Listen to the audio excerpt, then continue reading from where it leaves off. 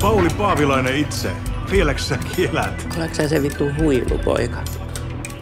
Sä olit ennen aina niin iloinen. Muistaks mua?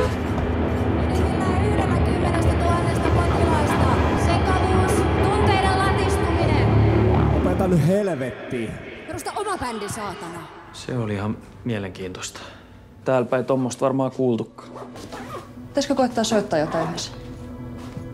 No, siis mä oon klassinen muusikko. Me unohdetaan nyt, millain mitä soittimia soitetaan.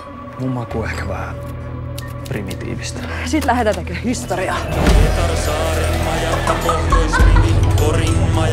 Se tehdään jotain sellaista, mitä kukaan ei ole vielä kuullut.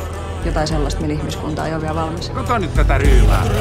Mä oon siis soittanut aika monellakin levyllä, jos sen on maininnut. Joo, sit sä olisit soittanut yhden hyvälläkin levyllä.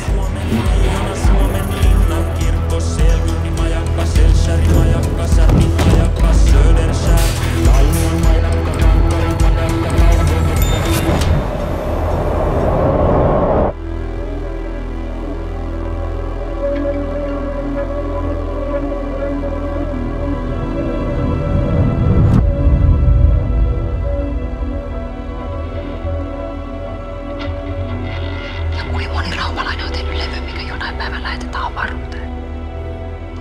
Ei varmaan kovin moni.